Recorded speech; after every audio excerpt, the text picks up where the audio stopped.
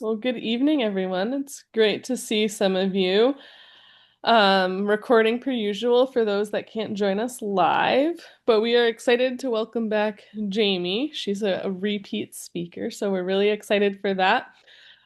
Jamie, I did share your website on our event and everything, but if you want to give just a brief overview about yourself, and then we can dive into mobility, and then we'll have plenty of time for Q&A too. So looking forward to that. Awesome. Yeah. Thank you for having me back. It was fun last year and it's good to be back with a new topic. Um, a little bit about me. I've been in the fitness field since about 2002, so quite a while. Focusing mainly on rehab in the beginning, so injury rehab, sports rehab, then switched over to focusing just strictly on fitness. I also work with athletes doing coaching as well, and now I kind of do a little bit of everything from the coaching to the strength to the rehab. It's all part of my lexicon. I also do bike fitting as well, so lots of stuff in the realm of fitness and health and cycling, running, swimming, all that kind of fun stuff. Um, and with all of that, mobility has kind of been one of those things that I've dove into probably the last 5 years because it just felt like something was missing from the rehab world, and that seemed to kind of fit the bill.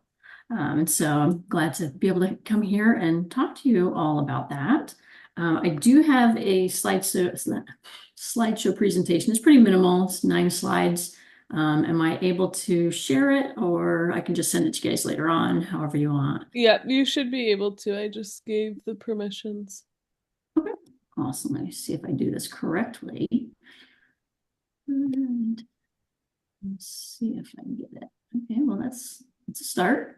There it is. How do I share it? There we go. Ah, all right. Perfect.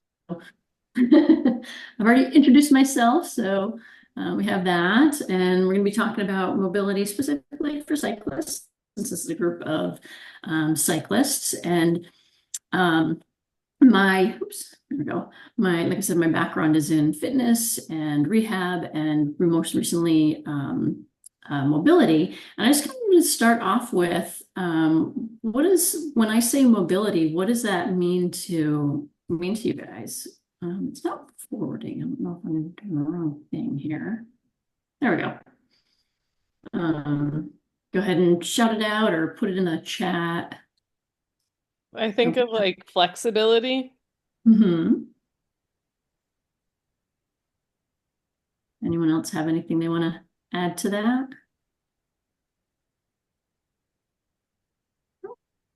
Okay, that's Like all right.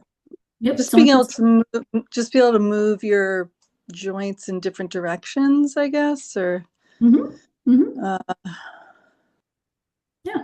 And I Yeah. think of those like smaller muscle groups and things like that that maybe we don't always target but are so important in like making sure we don't have back pain.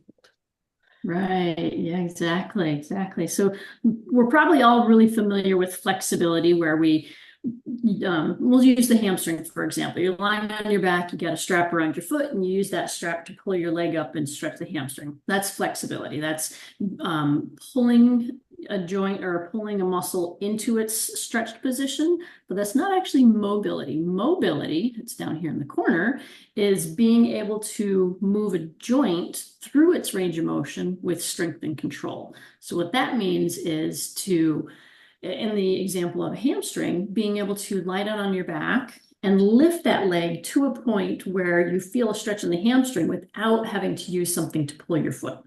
So that means that so on the opposite side of the hip, or sorry, on the opposite side of the hamstring is your hip flexor. So that means that your hip flexor is strong in that end range of motion, and that your hip joint has good mobility moving into hip flexion, essentially is what that means. So it's being able to actively move yourself into ranges of motion with control. So that kind of neurologic component, being able to control it, but also strength. So hold it there and hold it against some sort of external resistance. So a lot of times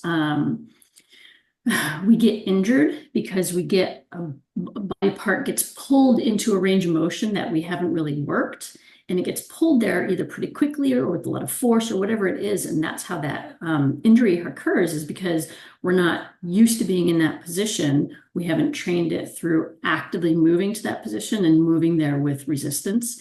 And so to decrease, and this, it's not going to get rid of all injuries because there's always going to be something that could happen, but significantly decreasing your chance of injury by working on mobility stuff. Excuse me, I had a kitten sleeping on my lap and she just fell off. I'm going to put her outside. Say goodbye, everybody.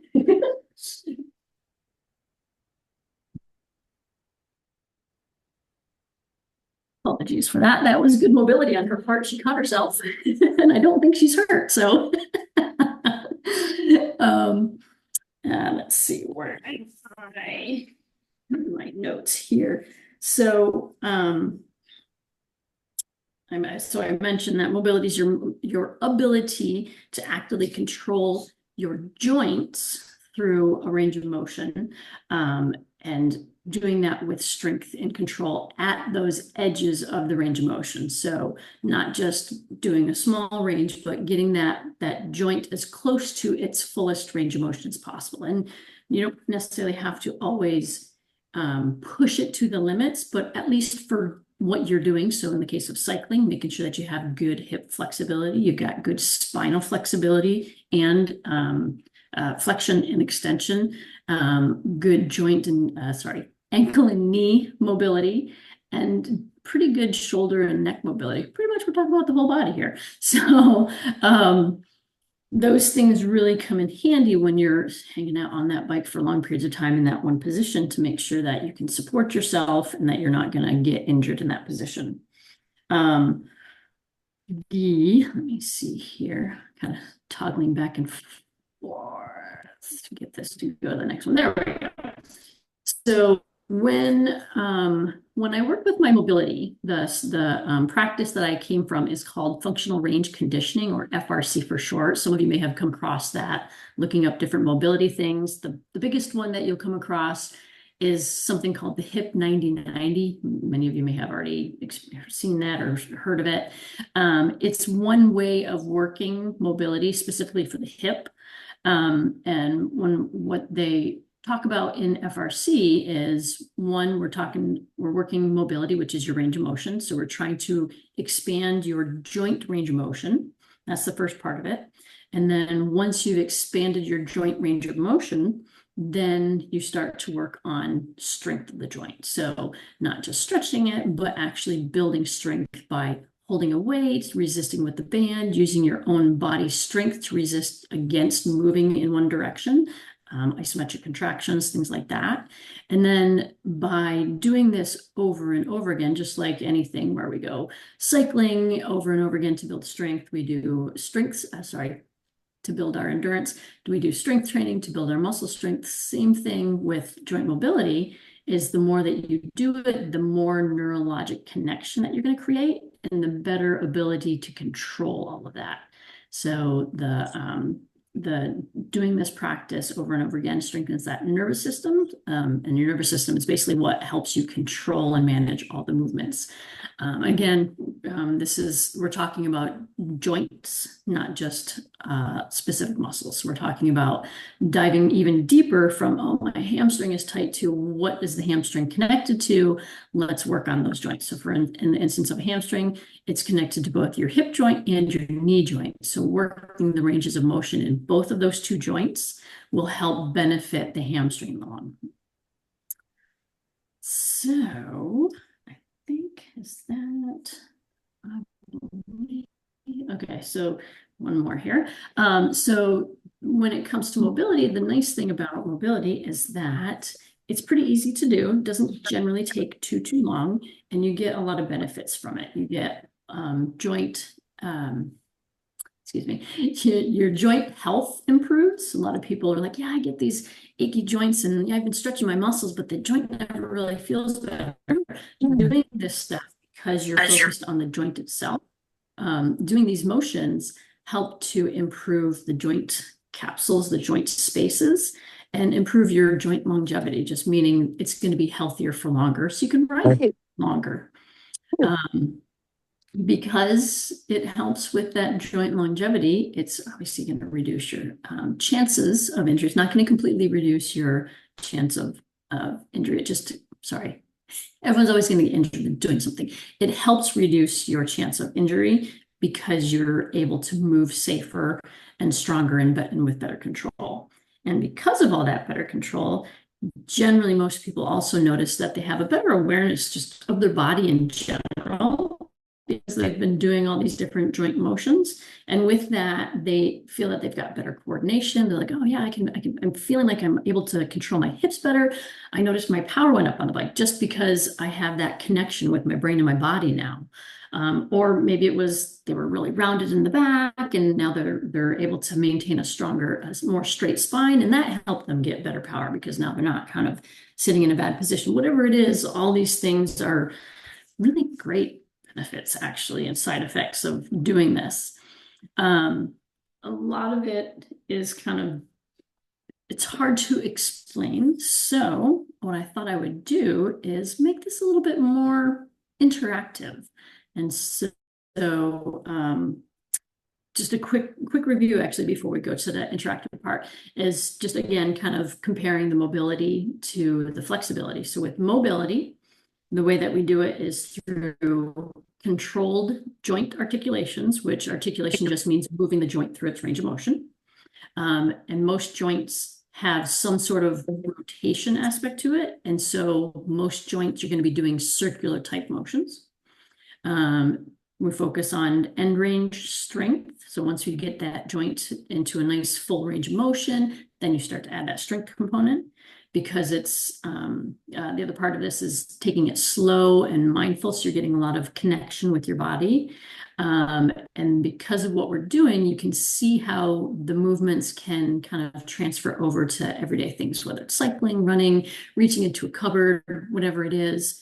When we look at flexibility, it's more passive. So like I would use the example of the hamstring stretch. You lie down, you grab a strap, you pull your leg, you hold it. There's no neurologic connection with that. It's just I'm stretching the hamstring and that's it. And there's nothing wrong with that. It's going to loosen the hamstring to be able to, let's say you want to go do some running, you want those hamstrings to be loose, but over time they tend to kind of shorten back up, get tight again. And if you haven't controlled the hips, the joints on the other side of it, then you're just not going to have as good a control over all of it. And that goes into the next one where there's not a strength or control component to stretching. And with stretching, it doesn't generally include moving through different ranges of motion like mobility does. And obviously, like I said, it doesn't focus on your joints. So that's kind of the basic differences. And I'm not, like I said, flexibility is not bad. It's still needed, doing that passive stretching, but also doing the active stuff is really helpful in making bigger gains and more long-term gains. So that being said, I believe we're going to go ahead and stand up and do some of this stuff. So I thought I would go through the four big ones, which are hips, ankles, spine, and shoulders. These four parts of the body are really important in being able to cycle. Ankles and hips because you're constantly pushing and pulling on the pedals, spine because that connects your saddle to your bars, and shoulders, that's what's supporting you on the handlebars. And the spine actually includes the neck, so it kind of gets almost everything. So I'm going to actually exit out of this so I can see everybody. And how do I do that? How do I exit out? Oh, stop the share. Huh, look at that. Did I do it right? Yes, I did. All right. You don't have to turn your video on, but if you want to, then I can give you a little bit of feedback. But we're going to start with the ankles, and I'm going to move my computer to a place where I can sit down on the ground. So if you have a spot where you can go ahead and sit down, let's go ahead and do that.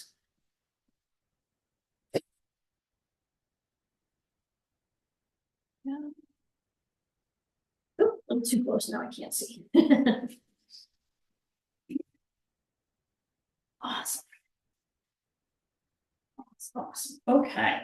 So for our ankles, it's best to do it without shoes. That way your whole foot has a chance to do all the motions that it needs to do. And what we're gonna do for the ankles is I like to sit in this kind of half cross-legged position. So one leg is crossed, the other leg is in front.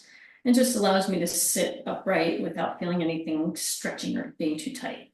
So the first thing we're gonna do is we're actually gonna get our foot off the ground. And to do it, we're gonna use our arms just to lift the leg up. So I stick one hand under my leg, I grab that bicep, grab my other arm bicep, and then just lean back. Now my leg is up off the ground, so turn sideways. You can see that my foot's up off the ground. I'm wearing way too much black. I hope you guys can see my foot. You know what? I'll get that out of the way. That'll help a little bit.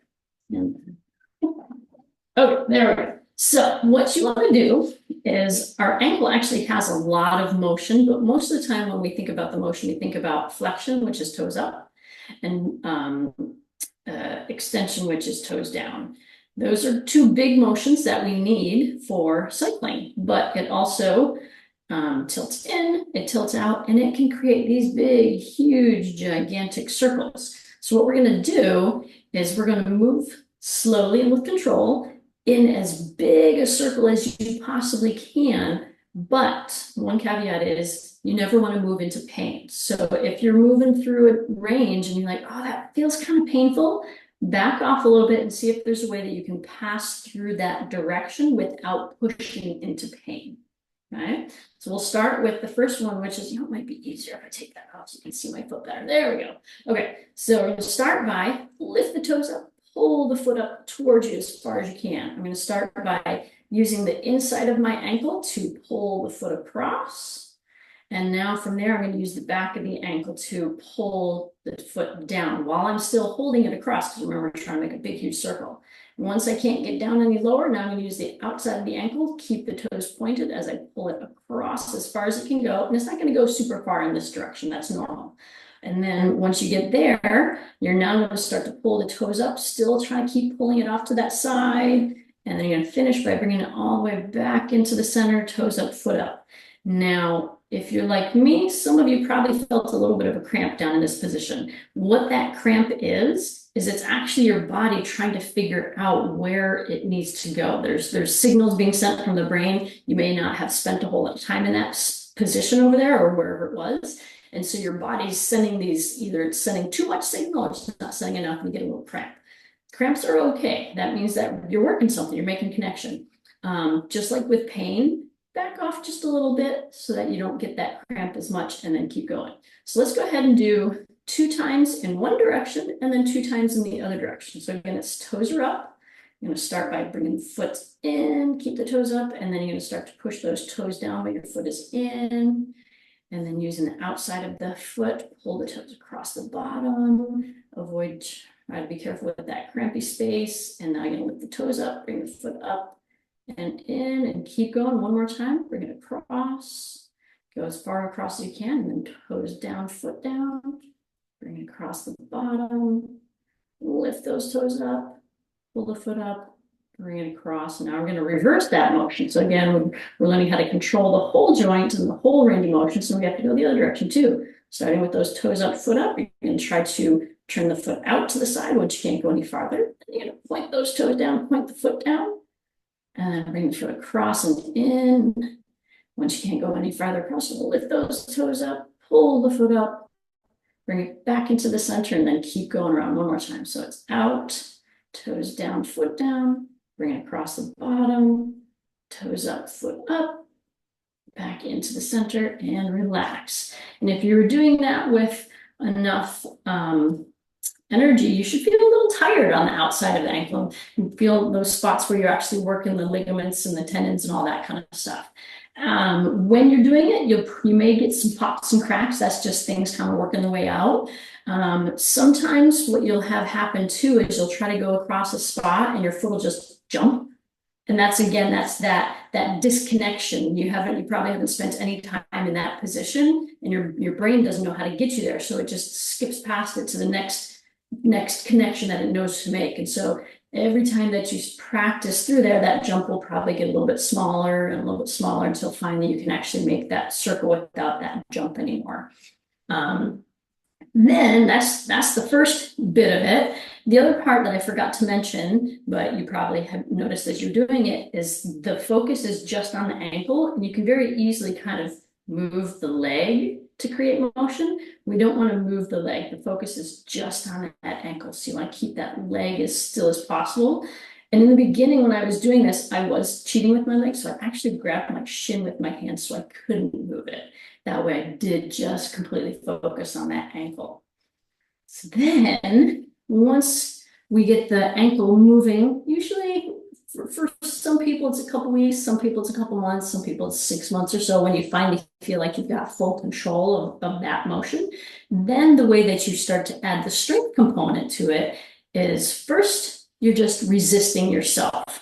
And what I mean by that is you're trying to go into a range of motion, but you're also trying to pull yourself out of that range of motion at the same time. So the motion slows down even more. Right now, I'm trying to pull my foot in this way, but I'm also at the same time pulling it that way. It's kind of like an isometric contraction, but you're very slowly letting yourself win as you're coming around that circle. And what that's doing is that's giving you that strength, that resistance feedback at those, what I talked about before, end ranges of motion that we don't normally get when we think about just doing an ankle stretch here, ankle stretch there, ankle stretch there, and done. So now what you've done is you've created more range of motion. Your brain is connected with your ankle. Then you add that strength component to it by resisting against yourself. Now you've got an ankle that functions better. You've got an ankle that's got a little bit of strength, and then you can start doing a lot of other type of strength stuff with it. And if you watch any of the FRC stuff, a lot of people will do these strength things with the ankle where they'll stand on the side of the foot, putting more and more weight in it. And so you basically can stand in a position where it looks like the same position you would get an ankle spring from. And they can stand on that because they've built up the strength and the brain body connection to do it. Not saying that you have to get yourself there, but for certain people like wrestlers, gymnasts, things like that, that's actually a really helpful thing for them to do. For a cyclist, you probably don't need that type of stuff, but for a cyclist, for ankle at least, being really strong in a good ankle flexion here. So doing strength stuff from a nice low position, and you can do it here by, I'm using my body weight to resist against me, going into what's called plantar flexion, and then slowly letting myself back down. It's basically like a heel raise, but again, doing it more isometric contraction type stuff.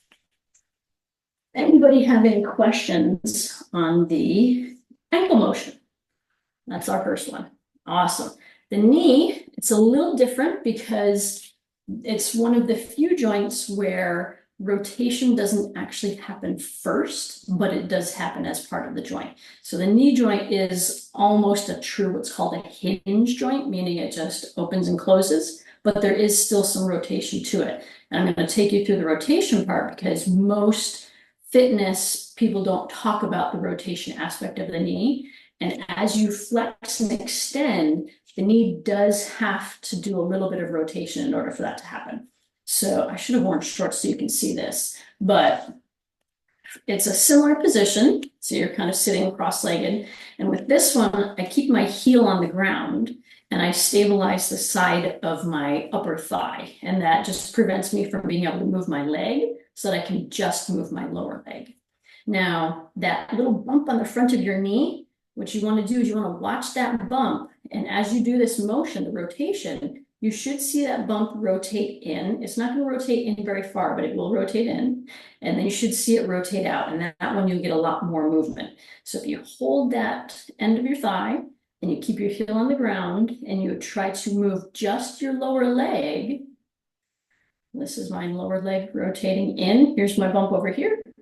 And now rotating out, here's my bump over here. You should be able to get a little bit of motion. And what's happening with that is your hamstrings are controlling that motion. So your lateral hamstring pulls and turns the leg up, and then your medial hamstring pulls and turns the leg in. And those two working together at the same time is what causes flexion. And one of them working, whether it's the inside one or the outside one, pulls you into flexion with a bias of your foot, either pointed in or pointed out.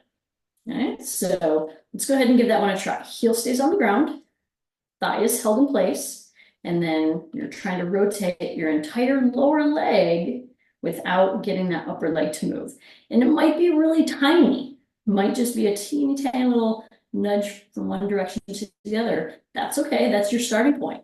With this one, you want to rock it to one side, and then once you get to your end point where it feels tight, you want to try to use those muscles to pull it a little farther, and then you can bring it over to the other side. Once you get to your end point, use the muscles on the other side to try to pull it a little farther. You may not actually make any movement, but what you're doing is we kind of jumped ahead a little bit and you're strengthening those muscles in your current end range of motion. So as the range of motion does get bigger, you'll have strength just at those edges of your range of motion. And that's how you get that range, both in the rotation and then a little bit of strength by pulling a little farther and hold it, and then rotate and pull a little farther and hold it. And then if you want it, once you get to the point where that feels easy and you want to add more, then you would attach something to your foot, like an external, like a band or a cable or something, and use that to create that resistance to your rotation. All right, needs a little bit easier one when it comes to rotation. Then when we look at the knee as a whole, when it comes to its flexion and extension, the rotation happens as we flex and extend. So as we, let's see which way does it go. So as you extend, there's going to be a little bit of an outward rotation. And then as you flex, there's going to be a little bit of an inward rotation. So I'm exaggerating it, but outward rotation on the extension, inward rotation on the flexion. And because that's what the range of motion is for the knee, that's the motion that you want to do as you kind of lean back and go into extension of the knee and flexion of the knee. Turn to the side, rotate out, extension of the knee, rotate in, flexion of the knee. Usually I get a little bit more support. Extend and flex, rotate, extend, and flex. There you go. And with this one, if you really want to work it even harder, you can not hold on to it, lean back, make sure you get a good back posture, and get a full extension of the leg and then a full flexion of the leg on that. With that one, the way that you would add the strength, obviously, is by resisting. So again, doing that kind of isometric contraction where you're slowly letting yourself win all the way out, and then the same thing all the way back. Once you feel like you've got that and you want to take that to the next level, best way to add external resistance to that would be, well, of course I'm not sitting here right now, ankle weights. Create a little bit of extension, a little bit of resistance at the end of your range of motion, because we're talking about knee for that. So it's not just going to engage the quads, which is what we want for our cycling, but it's going to get the quads, the hamstrings, and all those tiny little things in there that help the knee rotate. Because as you are pedaling, just like I said, when we're extending and flexing the leg, that lower leg is doing this the whole time. And if it's not able to do it well and you're cycling, 2 or 3 hours, that's thousands of pedal strokes per hour. That's a lot of time that knee is getting yanked around and it's probably not happy. So making sure that you've got some good range of motion, rotation of your knee is going to make that knee feel a whole lot happier. All right, so we did the ankles and knees, which is kind of the easier ones of the ones that we're going to do. So the next one is the hip. It's pretty complicated because the hip is a super free joint. It's definitely the biggest rotational joint that we have. And so it requires a lot of movement. I'm going to show you the movement from what's called quadruped. So you're on your hands and knees. You can do it standing. You can do it on your side. The other part of this that I actually should have said in the beginning is that with mobility, you're working against gravity. So when you don't have any external resistance, and you're doing just the range of motion stuff, whatever direction gravity is pulling you in, that's the side that you're going to be getting the most work. So it's kind of hard to show you for the ankle and the knee because it's pretty simple to be able to do those. But for the hip, you'll see why in a minute. So I'll show you the 3 different positions that I'll do it from. But the easiest position to do the hip is actually on your hands and knees. So I'll show you the entire motion from the front and from the side because it's kind of complicated. And then I'll talk you through it as we try to start to do the motion. So with our hip, there is flexion. So when we're moving the hip, we want to just focus on moving the hip. And it's very easy to start rotating the spine or flexing the spine or whatever. Avoid the temptation to make the range of motion bigger just because your spine can move, and only move what the hip can do. So first thing is hip flexion. So bringing the knee towards the chest. I can go farther, but that means I'm using my back. I'm not actually using my hip. That's not hip anymore. That for me is my hip flexion in this position. So that's the first thing that you do. Then, and I'll show you this from the side in a moment. The next motion is bringing the knee out to the side. I call this one the dog at the fire hydrant. From there, the next motion is that big rotation of the hip. So for me, that's about as much rotation as I can get before I start to use my back. My knee comes up, my foot goes down. And then from there, oops, I'm sorry, out to the side, I went the wrong direction. Out to the side, my knee goes down, foot comes up, and then I'm gonna lift that leg up. So I'm going into hip extension. So I'm squeezing my glute. I can't lift it any higher. Now I'm gonna bring that leg into the center line of my body and bring it back down even to my other leg. That's half the movement. The other half is reversing it. So then I'm going to kick it back. I'm going to push it out to the side. I'm going to undo the rotation, bring it back towards my elbow and down. All of that, if you notice, I didn't move my back at all. It was all just coming from the hip. From the front, so that you can see that motion. The knee comes forward, out to the side. This is the fire hydrant, dog at the fire hydrant. Then I rotate my knee down. My foot goes up. As you can see, I don't have a lot of motion in that position. Then I start to lift it up, bring it back in line with the body, and then bring it back down underneath to the start position, and then reverse. So leg comes up, out, undo that rotation, bring the knee forward and down. All right, now that I talked you through all of it, let's go ahead and give it a try. I'll come back to the side position. So starting first with knee flexion, bring your knee up towards your elbow without moving your back. And then from there, leg comes straight out to the side. And then you're going to try to rotate your knee down as you rotate your foot up without lifting your back. And now use your glute to lift that leg up, keeping your knee bent as high as you can go. At the same time you're lifting it up, you're bringing it in towards the center line of your body. Once you're at the center line, then you're just going to drop it down to your other knee. And then reverse. You're going to squeeze that glute to pull that leg straight up behind you. Then you're going to push that knee out to the side. Oops, I'm cheating with my back. And then unrotate. Bring that knee forward towards your elbow. Set it down.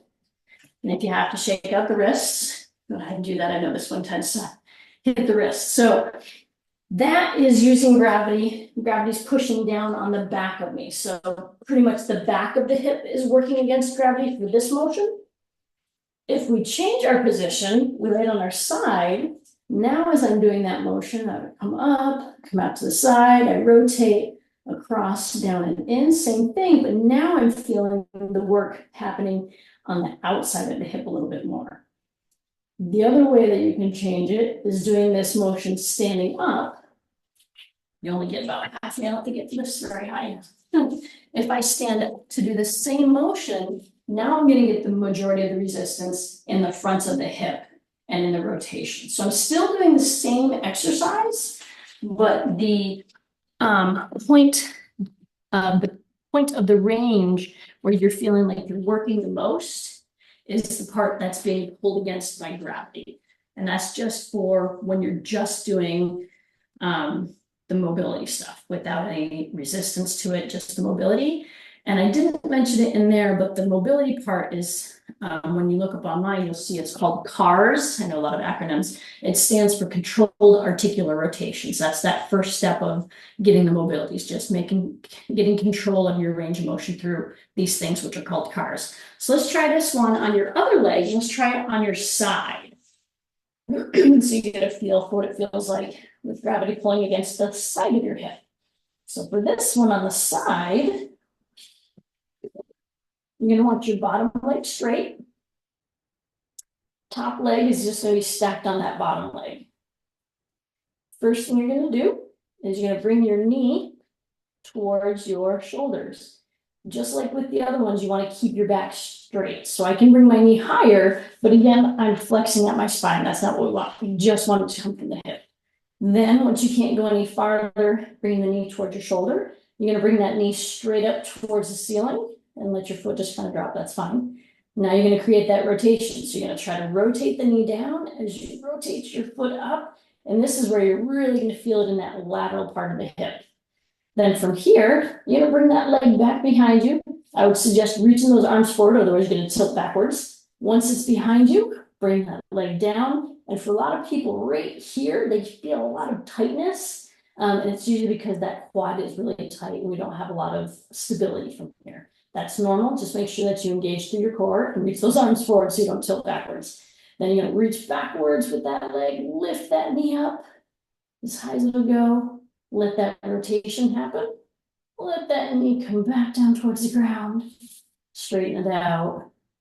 And that's one rep on that side. So we'll do one more rep on this and then we'll move on. So again, it's knee up towards your shoulders, only as high as the hip will let you go. Lift that knee towards the ceiling. Then you're going to drop the knee as you try to rotate the foot up.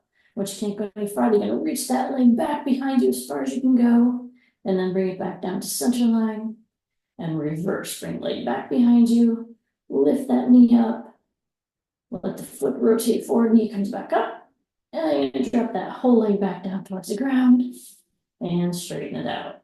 So you should have noticed lying on the side, you feeling like you're working a little bit more on that lateral hip. When we were face down, you should have felt like you were working a little bit more on that posterior part of the hip. So that's how you change up the line of pull for all these different mobility stuff. Not so much with the ankle and knee, but with the back, the hip, and the shoulders. All right, so that's 3. We got 2 more to go. We got spine and we have shoulders. And so for the spine, I'm actually going to switch it off so you can see my back. Otherwise, you'll be like, "What are you doing?" Our spine consists of our lumbar spine, our thoracic spine, and our cervical spine. And most people think of spine as doing this motion, cat, cow, where you just kind of move it up and down together. And that's fine, but you've got 5 vertebrae at the bottom, you got 12 in the middle, and you have 7 at the top, and they can all move independently of one another. And so what this does is it teaches you to separate those out so that when you're on the bike, you're not always riding like this and don't know how to get out of it. You can control, I gotta get that middle thoracic up. There we go. And now I can hang out. I know that was more Superman position. We're usually here. Don't mind my Superman position. So we're gonna go back to that quadruped. So hands and knees. And I always like to start from the bottom of the spine. It's just easier, I find. So if you find your lowest little vertebrae down at the very bottom of your spine, we're gonna go into extension, which is bringing your torso closer to the ground. So you want to start with that very first vertebrae that you can find, and you're going to try to move just that one. So you want to squeeze it right there, and then find the next one and squeeze that, and the next one and squeeze that. And right now, I don't feel like I'm doing anything with the upper back. I shouldn't feel like I'm trying to squeeze there yet. It's just down here. And then I'm going to squeeze the next one, and then the next one, and the next one, and keep on going until you get all the way to about kind of between the shoulder blades. At that point, you're going to start to feel a little tension in your neck. So you're going to want to start to lift your head and then finish with lifting your chin. When you get into your most extended position, you should feel kind of getting a stretch in your abdominals, and you should feel nice and tight through your entire spine from the base of your head all the way down to the bottom of your spine. And then from there, you're going to hold that position, keep your head high, come back down to that very bottom one, and you're going to let it go into flexion. So you're going to let that first one go, and then the next one go, and the next one, and the next one, working it all the way up until, again, you get roughly to the shoulder blades, and then you're going to start to let the head down, keep on rolling through the shoulder blades, keep going, and then you'll finish by tucking the chin in, and when you finish, you should feel like you're using your abdominals now, and that you feel a nice big stretch along your spine. And then let's try that again. So starting at the bottom, one at a time, see if you can go into extension. Working away from the bottom into the middle. Lifting the head as you come up to the upper, finishing with the head up, chin up. And that was actually a little bit on the fast side, so we'll do this next part slow. Going back into flexion, keep the head up, start at the very bottom of the spine, rolling into flexion, one vertebrae at a time, as best you can.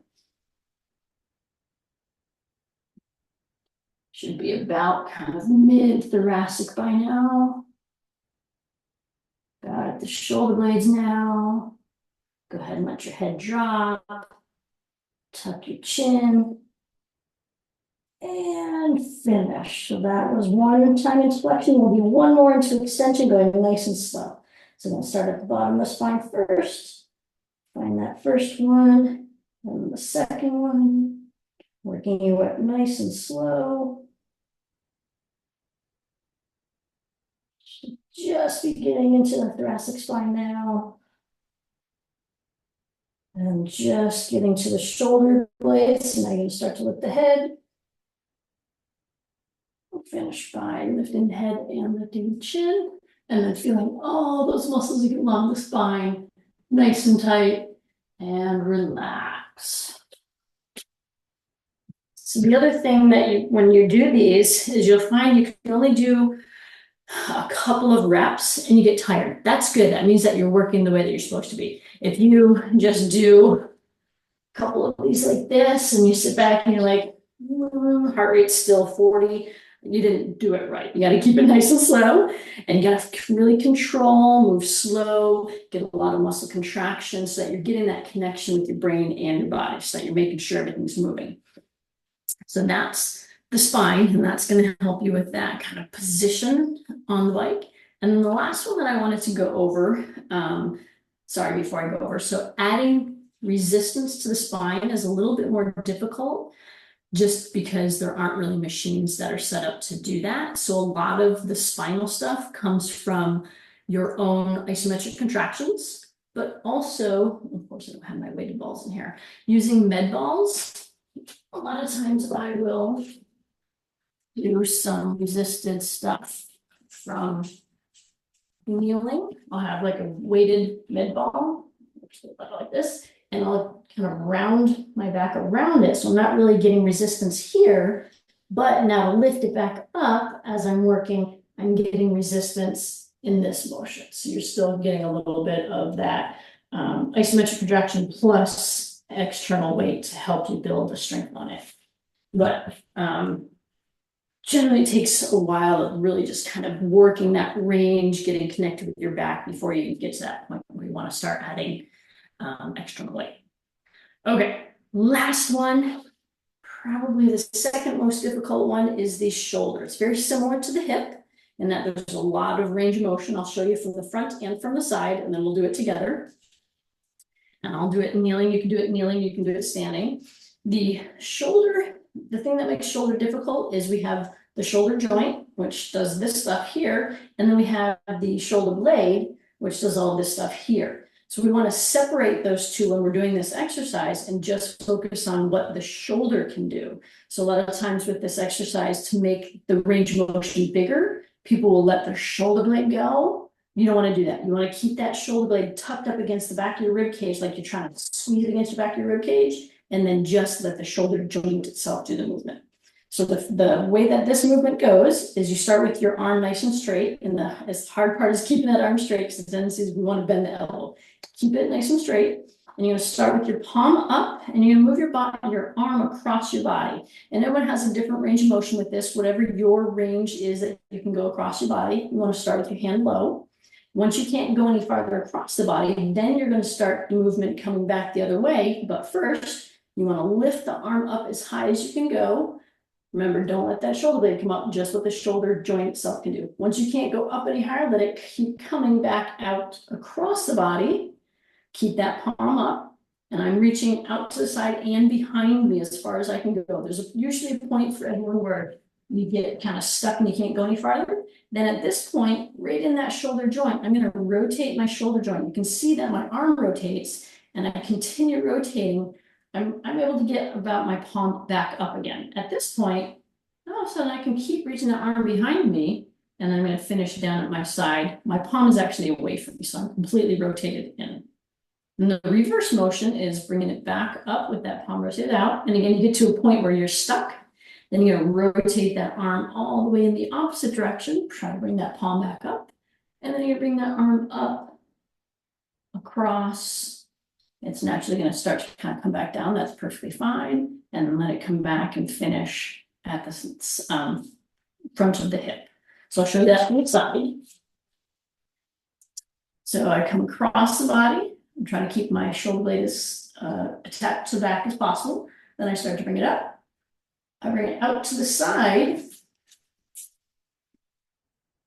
as far as I can. I can't really get back behind me any farther at this point. So now I'm going to rotate that arm, that shoulder forward, and keep rotating as far as you can. And now that allows me, I can reach back, and it's naturally going to want to come down. So just let it come down and then finish with it at the hip, and my palm is away.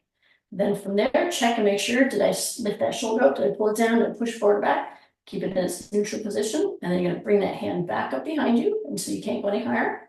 Untwist that shoulder and then let it come all the way back up, around, across the body and down.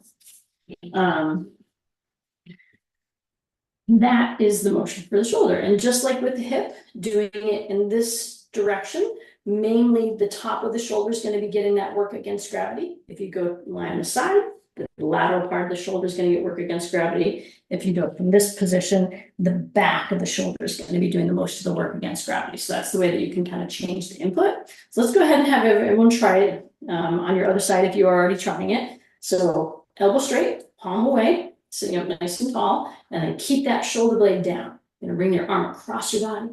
You're going to bring it up. And then you're gonna let it come back out to the side. Keep going, keeping that hand as high as you can and reaching back as far as you can. Once you get to the point where it's kind of stuck and it won't go any farther, rotate it in and just keep rotating it in so you can't go any farther. And then you're gonna reach behind you and let it naturally come down, finishing at your hip, palms away. And then you're gonna lift that arm back up behind you once you can't go any higher. You're gonna unrotate it and try to get your palm back up. And then finish by bringing that arm up, back across the body.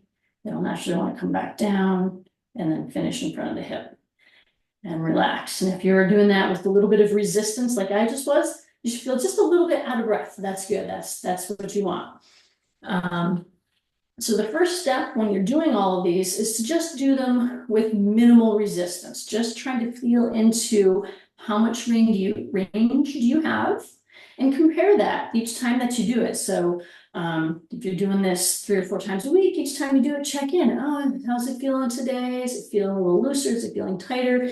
Do I have a point in that range where all of a sudden something's pinchy or tweaky? You want to pay attention to that because that's your body's telling you something. So remember that. And let's say later in the day, you have to reach for something in the cupboard. Reach slowly because that could be the thing that's telling you something's about to go. So just be real careful with that. And that's the nice thing about this is it's both working on improving your range of motion, but it's also working on giving you a little bit of insight onto where your body is and what's going on with your body. And it actually, especially for women over 40, I had this happen to me last year. One day I woke up and I couldn't do it. Like I was doing this, I had frozen shoulder out of nowhere. Just no pre-warning signs. I literally was like this. That was all I could do. And so for the last year, I've been working on these, and actually this is pretty darn good. Today's probably a really good day. But doing these type of motions can also kind of help bring you back from injuries as well. So they're both to improve range of motion, to improve strength and control, and also as rehabilitative type stuff. Let's see, for adding resistance, obviously we go from just doing that range of motion to doing your resisted range of motion. So I'm trying to move, but I'm also trying to resist myself in doing it. And then obviously putting weight in your hand or wrist weight to add that external resistance to the motions as well. And that's how you would build those up. Let's see if I touched on all the points that I wanted to make with those. I think I did. Anybody have any questions on the ones that I did? Any questions that like came up as you were doing it? Did anybody have any, I should have asked this while we were doing, did anybody have any pain while they were doing that? Any of those? The shoulder one's a little bit, not like terrible pain, but like you can tell it's tight. Yeah. Do you do a lot of shoulder stuff aside from just the cycling support? No. No, no. Yeah. Yeah. Yeah. So that's your body saying, hey, I need a little bit of attention. Hmm. With all the shoveling, my shoulders weren't doing anything right now. So yeah. Here. And the nice thing with, yeah. Yeah. Um, oops, I think I'm having a internet issue. Can you guys still hear me? Yeah, you're back. Okay, okay, good. Yeah, the nice thing with the mobility stuff is you don't have to really have a big gym setup to do it. You can do it when you travel, and you can do it all the time. You can dial it forward, dial it back, whatever you need to help you get through whatever it is you're doing. Would you And recommend doing it before a workout, after a workout, like if you're swimming, biking, running? yeah, absolutely. So I definitely tell all my athletes do a little bit before and a little bit after. Generally, when it comes to stuff and they're feeling pretty good, I'll tell them to do a little bit of like dynamic warm up. So doing these with maybe a little bit more speed, because when we're getting ready to do exercise, we don't want to really stretch the muscles out and make them super elongated because they lose their stretch reflex, which is what we need when we're doing sport. And then the other part of doing this with a lot of resistance is you're going to wear yourself down. So gentle mobility, see what you have for your range of motion and let you know, oh, yeah, I've got to be careful on my swim today. I shouldn't go too hard. If I'm feeling a little tight here, use it for that. And then when you're done with your swim, really go into, okay, I got to work this angle right here, start to get that connection back, get that range of motion back. So it's kind of, it can be used for both, but more low key at the beginning or before a workout, and then dive into a little bit deeper after the workout. Some water. Makes sense. All right. Lisa, did you have a question? No? Okay. Any other questions? And as far as like reps, would you, I'm sure it's like person dependent a little bit, but obviously slower the better. I'm assuming we don't need like 100 reps of this stuff. Yeah. There was another slide that we don't need to pull up, but it was basically just talking about how you would integrate this into your weekly workouts. And generally, I recommend if you can do it daily, just like when you hear people saying do your flexibility daily, same thing with this. But picking one joint and spending like 5 to 10, no more than 10 minutes each day, pick a different joint, work on it. And that's just going to give you that consistency through the week. So if you're working each joint once a week, you're getting that work, just like you do with the bike, you're getting the different types of work to the different body parts. But it doesn't have to be a whole lot of time spent on doing it. And then as far as like the repetitions, most of my people, I only have them do 2 to 3 reps for the hip because it just requires so much work. And same thing with the spine and the shoulder. But if you're feeling like you want a little bit more work, you can absolutely do reps of 5 to 10, but you don't need to be spending 20, 30, 40 reps on these things. If you're doing that many, you're probably not doing them efficiently enough because you should feel tired even after just doing them easy with 5 to 10 reps. I think I saw a question come up in the chat. Yep. The question was, can this help with mild arthritis issues?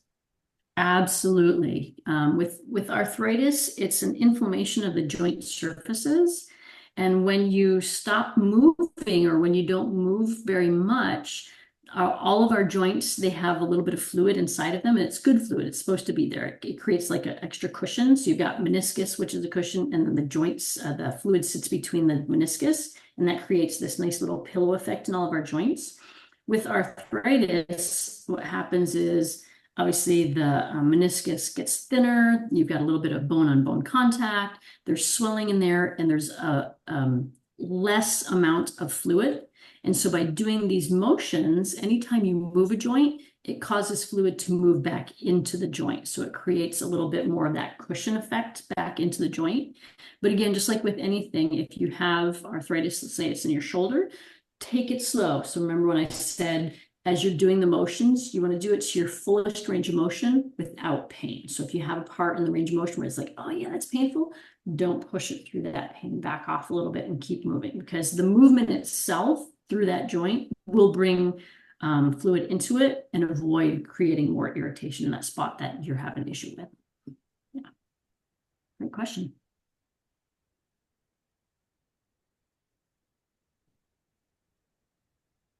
Any other questions? Lisa just made a comment. She said, I love the emphasis on moving slowly, which can be applied to any strength training as well.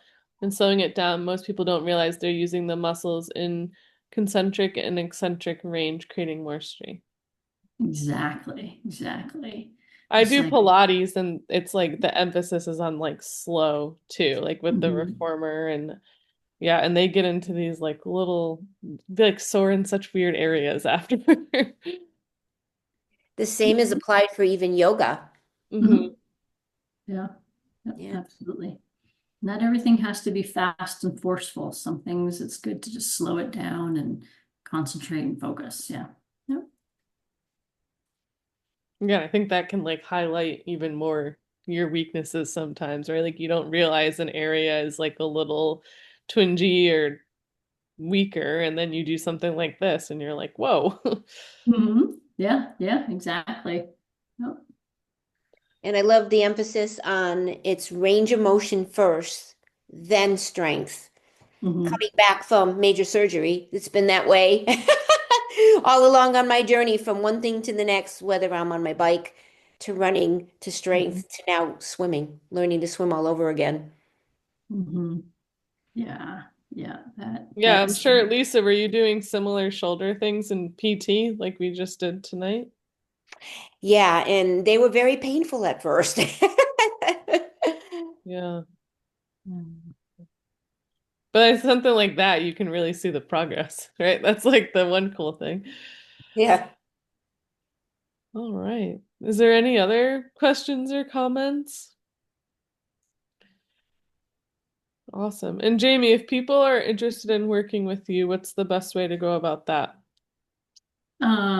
Reach out to me through the website, and I'll Okay. send you the link to my calendar, and we can set up a half-hour Zoom session to just talk about what your needs are and see if we'd be a good fit for each other. Awesome. And I can pop that in our next newsletter too. I'll make a note. Perfect. Awesome. Thank you so much for having me. It was fun. I didn't realize how fast the time goes when I'm doing that stuff. I know, right? It's good stuff. Well, we appreciate you. Thanks for joining us, East Coasters. Yeah. Um, yeah, thank you so much. I'll put this on our YouTube and I'll pop it on our Facebook page. So if people want to go watch it again or something, they can do that. And then, like I said, I'll put Jamie's website in our next newsletter. Awesome. Thank you all so much. All right. Thank you. Everyone have a great night. Thank too. you. Thank you Bye. very much. Bye.